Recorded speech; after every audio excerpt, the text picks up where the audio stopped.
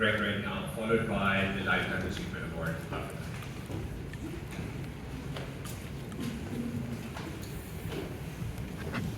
All right. Hey, everyone. I am delighted to host this fireside chat with two of our 4 award winners. And of course, it wouldn't be a tech conference without technical difficulties. So we will resume the rest of the award shortly. But first of all, I'd like to just kick off the session with you both know each other. So we already heard your professional background. So I'd like to just pose a question. How would you introduce the other person, just as a person?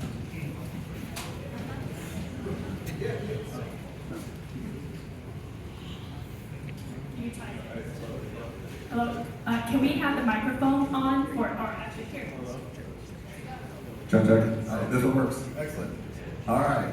So yeah, everyone knows about Greg and all his accomplishments. Until about a year and a half ago or so, I kind of just run into Greg at random conferences and see him speak at things, and so I was pretty familiar. I've been watching OpenAI from a distance. I was fascinated by it, and we'll talk more about. But when Greg and Sam reached out to Khan Academy a little over a year ago and showed us what they were working on, and obviously, our minds were blown, and we started thinking about all the implications, which we can talk more about. I was actually really surprised and impressed by how hands-on and involved Greg was with not just the actual building of the technology. I mean, I think a lot of people at your level tend to abstract and delegate it out to a lot of other folks, but Greg is in there. When we talk about OpenAI developing all of the technologies there are, a lot of that is Greg inside of the technology, making it work, fixing code, making it all performant and doable. And then we had a chance to partner over really much of the last year. And I've got to say, some of the conversations I most look forward to, and sometimes even quoted with other people, is I've been so impressed by the way Greg has thought about not just building the technology, but thinking about the ethical implications and thinking about all the societal implications as it rolls out. And obviously, I think he has great judgment for reaching out to us to think about how we can, do this in education in the right way. That was very kind of you, Sal.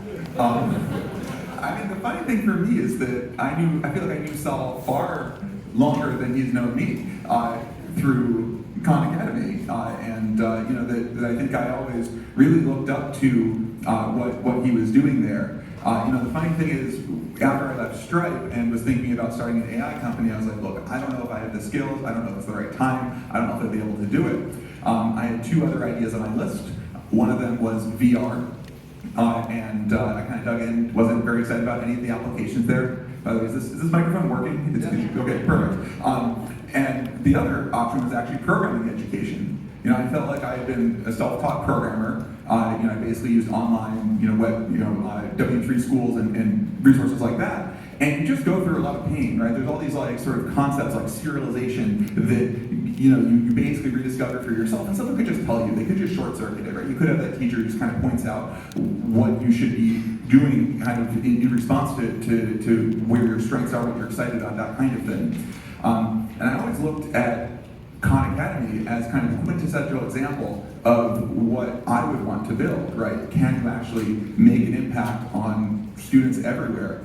And of course, there's one thing missing, right? That even though I felt like I had a relationship with Saul, it was the same YouTube video that everyone else was getting, right? It wasn't the total personalized reacting to who I am. And I think that the moment that we had GPT-4 cooking, that we kind of realized that, hey, this is something that can bridge the gap, that can actually get that kind of understanding a student, understanding their strengths and their skills. It was just so clear to me that the Kahn Academy was who we wanted to partner with for education. If we have an extra microphone, I will take it. But in the meantime, so I have lots of questions on that partnership later, but I'm curious to hear, most of us are MIT alums in the audience, and we all have our own AI journeys. But when we first discovered it, what we even think of it over time. So I'm curious to hear from you what your personal AI journeys are when you first discovered it, and how your thinking around it has evolved over time. All right, I'll start. It's interesting. I remember when I applied to COP to MIT, and they asked me what you want to major in, I wanted to be a physicist. Because I said, oh, I want to understand the nature of reality, like the most, the deepest questions. Then when I would think that's math, because I'm a math. maybe that's maybe fair. I wasn't deep enough. Exactly.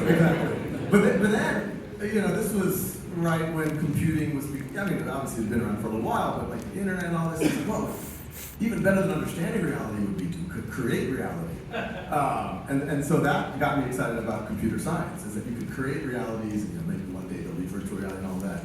And then, I think a lot of us were like brooding like philosophers, and we're like, what's the deepest thing I could do? And then I remember thinking, oh, even more important than creating reality is what if you could create sentience? What if you could? And then I got fascinated. I've read all the same books everyone else here is about AI and all this. And what if I could go into AI? My freshman advisor was Henry Patrick Winston, wrote the AI textbook that many of us took when we took the course, etc. So I was actually really into it. I thought that might be my thing, but it was just so. As soon as you started to understand it, seemed so basic and it wasn't doing anything interesting. And then in some ways, and I'm giving a lot more narrative to my journey than it actually had. I had no clue what I was doing most of the time. But then I actually said, okay, AI is probably not going to be a real thing for a little while. And honestly, I started getting really interested in, well, AI might not be, but HI, human intelligence, right? Like, what if you could somehow maximize that? So a lot of, some of my Europs and other things I did in college were actually around creating software to help people learn faster. So that was always in the back of my mind. And one thing led to another, tech, hedge fund, and I used to rationalize my hedge fund work, which was really for nothing other than for profit. And I said, well, one day I'm going to make enough money, I'll start a school on my own terms, and I didn't know, so as many of y'all know, I got very focused on the human element of education and learning. But then over that decade or so, Kahn Academy has done many experiments where we use, let's say, previous generation AIs, machine learning, to do things like recommendations, to create inferences about who knows what. But our real journey, I think, hit the high gear about a year ago when we learned about you before. So the funny thing is that actually listening to the backstory, which I hadn't actually heard before, I actually feel that I went through a very similar journey. Because, so I started programming after high school. I thought I was going to be a math, chemistry, philosophy triple major. That was my goal. I thought I was going to become a math professor. I used to say that my goal is to be on 100, 200-year time horizon. My heroes were like Galois and Gauss. I was like, if anyone ever uses the things that I have developed while I'm still alive, it wasn't abstract enough. It wasn't foundational. And I took this year off, and I started to write a chemistry textbook because I'd spent most of high school getting super into chemistry competitions. I felt like I'd come up with this very, from first principles, way of approaching chemistry, and I wanted to kind of codify that. I wrote about 100 pages. You can actually still find this on my website. And I sent it off to a friend who had done something very similar in math. And he wrote back and said, look, you're never going to get anyone to publish this. You either need to self-publish, sounded like a lot of capital, a lot of work, or you can make a website. And I was like, I guess I'm going to figure out how to website. And I just remember the very first thing I built. I learned a little bit of PHP, and I built this little table sorting widget, right? You could just click on the column, and it would resort the table accordingly. And I just realized it was the same hit that you get from mathematics, right? You understand it, you have this picture in your head of how it should all work, and you write it down, just not as a proof, you write it down as a program. But then the amazing thing is you have an impact, right? That anyone else can benefit from it. They don't have to understand the code, they don't have to understand the details, that they can see your vision and it can help them. And I was like, screw this math stuff, like, programming, that's where it's at. The thing that got me even more was reading Alan Turing's 1950 paper, Computing Machinery and Intelligence. Has anyone read it? Raise your hand. Okay, we've got some hands. So this is the paper that actually lays out the Turing test, right? And it's actually kind of crazy if you think about it. We're 70 years in, the Turing test is still like a household name. Like you've probably heard of it. Who has heard of the Turing test, right? So that's like basically everyone in the audience. And if you haven't, there's a paper that you can go and read about it. But the thing that... Or you can ask ChatGPT to summarize. Oh yeah, exactly. But the thing that got me was that he said, look, you will never program an answer to this. It's just too hard. You're not going to write down the rules. Instead, you're going to have to build a machine that can learn. It can be like a child machine that learns from rewards and punishments with a supervisor and build a curriculum, and then it can actually learn to speak like a human. And I was like, that's the thing. That's so clearly it. Like, this is how you break past the I have to understand it and then write down the rules. Like, the machine can learn things that I don't even know. And so I was so excited. I showed up at Harvard, went to my NLP professor, was like, hey, can I do some research? And he showed me these like parse tree things. And I was like, this is not what Turing was talking about. This is not the same thing. And so I also kind of gave up, went the startup route. I was like, impact, that's the thing. But it was 2015 that I've been seeing deep learning start to emerge, and I felt like maybe we actually have the paradigm now. It's kind of the time. We have computers. We have all these pieces that have fallen into place, and I just want to help. And I really kind of viewed what I was about to do at OpenAI as I was happy to sweep the floors. I was literally like we started out with our apartment in 2015, and literally like you learn about so people at OpenAI drink a lot of water. It turns out because they would basically take all of my cups and just leave them out. And so every night I'd go and wash them, and that was exciting to me. I was like, I can help people like my co-founder Ilya Sutskever be more productive, and I can just move us forward a little bit closer to a safe AGI, and that to me is the thing that I still do. Right. Wow. I will ask about the collaboration, but on that note, you're both very excited, very passionate about this area. What's most, we're always thinking about that intellectual, but we're thinking about intellectual curiosity, we're thinking about solving big problems. What is a problem that's been really intriguing to you recently that you've been trying to solve that you haven't quite solved yet? In the space of AI. We're still working on the AGI, don't have it quite yet.